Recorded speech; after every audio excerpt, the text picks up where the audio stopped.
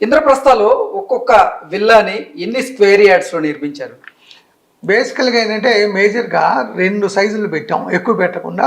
మేము ఏంటంటే స్టార్ట్ చేసిన కొత్తలో ఇది middle class are above middle క్లాస్కి, లేకపోతే ఉద్యోగం చేసుకునే వాళ్ళకి లోన్ తీసుకొని కొనే విధంగా, వాళ్ళకి పెద్ద బర్డన్ లేని విధంగా స్టార్ట్ చేసాం. మొదటిది 235 స్క్వేర్ యార్డ్స్. 235 స్క్వేర్ యార్డ్స్లో 3600 స్క్వేర్ ఫీటు ఒక మంచి ఫ్లోర్ ఏరియా వచ్చేట్లు మంచి నీట్గా ఒక విల్లా వచ్చింది. సెకండ్ సైజ్ అంటే 300 స్క్వేర్ యార్డ్స్లో కొంచెం పెద్దది కావాల్సిన వాళ్ళకి 300 స్క్వేర్ యార్డ్స్లో ఒక 4200 స్క్వేర్ ఫీటు బిల్టప్ ఏరియా వచ్చేట్లు చేసాం. కాకపోతే ఈ రెండిట్లో కూడా ఏంటి అన్నీ కూడా 4 బెడ్రూమ్ విల్లాలే. 4 బెడ్రూమ్లోనూ ఒక ఫుల్ లెంత్ మీడియా రూమ్ ఉంటుంది.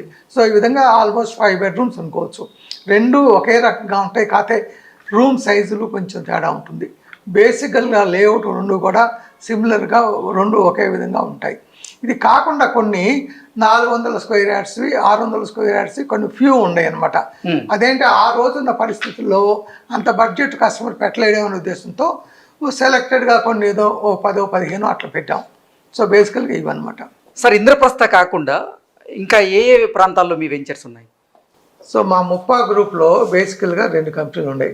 ఒకటి Muppa projects India private limited అనేది, ఇది బేసికల్ ప్యూర్గా ఇప్పటిదాకా కన్స్ట్రక్షన్సే చేసింది. ఓకే. తర్వాత అదేవిధంగా ముప్పా కన్స్ట్రక్షన్స్ అని ఇంకో కంపెనీ ఉంది, అది ఇప్పటిదాకా లేఅవుట్స్ చేసింది.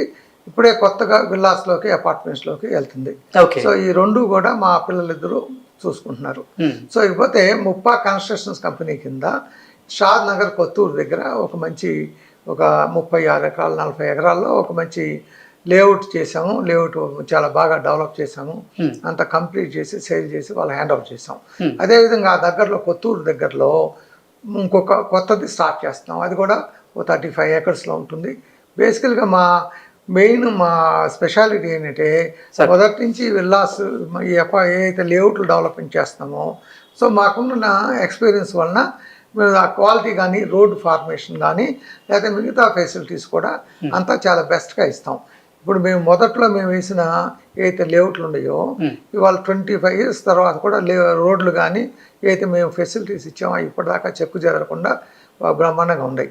అదేవిధంగా మా ప్రతి వెంచర్లో ఇప్పుడు కట్టే వెంచర్లు కూడా అదేవిధంగా ఉంటాయి. సో అవి రెండు కూడా ముప్పా కన్స్ట్రక్షన్ అనే కంపెనీ కింద ఉన్నాయి. ఇకపోతే ఈ ముప్పా కన్స్ట్రక్షన్స్ ఇప్పుడు వెలమల అని చెప్పి కొత్తగా ఒక ప్లేస్ ఉంది. ఓకే. ఓఆర్ఆర్కి అతి సమీపంలో ఉంటుంది. ఇక్కడ నుంచి అక్కడ చేరటానికి 30 minutes పడుతుంది. సో అక్కడ ఏంటంటే అక్కడ కూడా 20 acresలో ఒక విల్లా ప్రాజెక్ట్ స్టార్ట్ చేస్తున్నాం. ఎందుకంటే ఇప్పుడు ఈ సిటీకి దగ్గరలో ఉండే విల్లాస్ చాలా కాస్ట్ ఎక్కువైపోయినాయి. 15 కోట్లు 20 కోట్ల నుంచి మినిమం 7-8 కోట్లు తక్కువ లేవు. చాలామంది ఈ 15 కోట్లు 20 కోట్లు ఎఫర్ట్ చేయలేరు. సో కొంత అబోవ్ మిడిల్ క్లాస్ వాళ్ళకి కానీ, లోన్ తీసుకొని కట్టుకునే వాళ్ళకి కానీ ఒక 5-6 కోట్ల బడ్జెట్లో అయితే మాకు సేల్స్ ఈజీగా ఉంటుంది. రెండోది కస్టమర్ కూడా కంఫర్ట్గా ఉంటుంది. సో అందుకోసం ఈ వెలమల అనే ప్లేస్ చూస్ చేసుకున్నాం. అక్కడ ఒక 20 ఎకరాల్లో ఆల్మోస్ట్ ఒక 170 నుంచి 200 విల్లాస్ ప్లాన్ చేస్తున్నాం. ఒక 3 నుంచి 6 నెలల లోపు ఈ ప్రాజెక్ట్ స్టార్ట్ అవుతుంది. అదేవిధంగా అక్కడే మరో చిన్న అపార్ట్మెంట్ ప్రాజెక్ట్ కూడా స్టార్ట్ చేస్తున్నాం. అక్కడ కూడా అది కూడా ఏంటంటే బాగా మిడిల్ క్లాస్ వాళ్ళని దృష్టిలో పెట్టుకొని తక్కువ రేట్లో ఒక 5,500 రూపాయలు పర్ స్క్వేర్ యార్డ్ ఇస్తే ఇవాళ ఏమవుతుందంటే మన నార్సింగ్ కానీ, కొల్లూరు కానీ ఇట్లాంటి చోట ఒక అపార్ట్మెంట్ కొనాలన్నా సరే ఒక 3 bedroom అపార్ట్మెంటు రిజిస్ట్రేషన్తో కలిపి 2 కోట్ల పైన అవుతుంది. 2 కోట్లు కూడా రావట్లా. 2-2.5 కోట్లు ఒక 3 bedroom అపార్ట్మెంట్కి ఎంతమంది ఎఫర్ట్ చేయగలరు? సో అందుకని అంటే చాలామంది కస్టమర్స్ ఆగిపోతున్నారు. ఏదైతే పెద్ద కస్టమర్స్ పెద్ద జీతం ఉన్నారో వాళ్ళు వెళ్ళిపోతున్నారు. ఈ చిన్న వాళ్ళకి ఏంటంటే వాళ్ళని దృష్టిలో పెట్టుకొని ఇక్కడ మేబీ అరౌండ్ 1 కోటి రూపాయల లోపు 3 bedroom అపార్ట్మెంటు, ఓకే, ఒక 70-80 లక్షల్లో ఒక 2 bedroom అపార్ట్మెంటు ఈ విధంగా ప్లాన్ చేస్తున్నాం. వారికి ఎటువంటి ఎమ్యూనిటీస్ ఇస్తున్నారు మరి అపార్ట్మెంట్స్లో? ఇవన్నీ కూడా gated community apartments. So gated community అపార్ట్మెంట్లో అన్ని రకాల ఎమ్యూనిటీస్ ఉంటాయి. ప్రాపర్ జిమ్ ఉంటుంది, మంచి వాకింగ్ ట్రాక్ ఉంటుంది, వాళ్ళకి కావాల్సిన అన్ని సదుపాయాలు, క్లబ్ హౌస్ ఉంటుంది, ఏదైనా పార్టీ ఏరియా ఉంటుంది. ఆ విధంగా ఏంటంటే వాళ్ళకి గెస్ట్ రూమ్లు కూడా ఉంటాయి గెస్ట్కి. సో ఏదైతే మేము విల్లాస్లో ఇచ్చిన అన్నీ కూడా ఈ వీటిలో కూడా ఇవ్వగలం. సో ఆ విధంగా ఇస్తాం అనమాట. సార్, రియల్ ఎస్టేట్ రంగంలో నానాటికి కాంపిటీషన్ అనేది పెరుగుతూ ఉంది. రియల్ ఎస్టేట్ రంగంలో ఎన్నో ఒడిదుడుగులు ఎదుర్కొని కొన్ని కంపెనీస్ సక్సెస్ అవుతున్నాయి, కొన్ని కంపెనీస్ నిలబెట్టుకునే ప్రయత్నంలో అంటే కొంచెం ఇబ్బందులు పడుతున్నటువంటి పరిస్థితుల్లో అసలు మిగతా కంపెనీలకి ఈ ముప్పాక్ గ్రూప్ ఆఫ్ కంపెనీస్కి ఉన్నటువంటి తేడా ఏంటి, మీ మార్క్ ఏంటి? సో బేసికల్గా అంటే ఏ బిజినెస్లో అయినా సరే ఈ ఒడిదుడుకులు అనేది సామాన్యం. మనం బిజినెస్ చేసేటప్పుడు అంటే మన ఆ ఒడిదుడుకుల్ని తట్టుకొని నిలబడగలిగి మళ్ళీ మంచి ఆపర్చునిటీ వచ్చినప్పుడు మనం డెవలప్ చేసుకునే దానికి ఆ క్యాపబిలిటీస్ మనకు ఉండాలి. మీరు చూడండి, ఎలాంటి బిజినెస్లో అయినా సరే సైకిల్స్ ఉంటాయి. కొన్ని రోజులు చాలా బాగుంటుంది, తర్వాత కొంత దెబ్బతింటుంది. ఫైనాన్షియల్ స్ట్రెంగ్త్ కానీ ఆ ప్లానింగ్ కానీ అంతా ఉండాలన్నమాట. అసలు ఏ ఏ ప్రాంతాల్లో అపార్ట్మెంట్స్ కానీ విల్లాస్ అంటే మీరు కన్స్ట్రక్షన్ చేస్తే ఎక్కువగా అమ్ముడుపోతాయి అనేది మీరు ఎలా ఎనాలిసిస్ చేయగలుగుతున్నారు? సో బేసికల్గా మీరు ఇందాక అడిగిన క్వశ్చన్ సమాధానంలో ముప్పా ప్రాజెక్ట్స్, మా ముప్పా గ్రూప్ సక్సెస్ కారణం ఏంటంటే మేము ఎప్పుడూ కూడా మరీ ఎక్స్టెన్సివ్గా మేము డెవలప్మెంట్కి పోలా. బేసికల్గా అంటే గ్రీడీలో పోద్ది.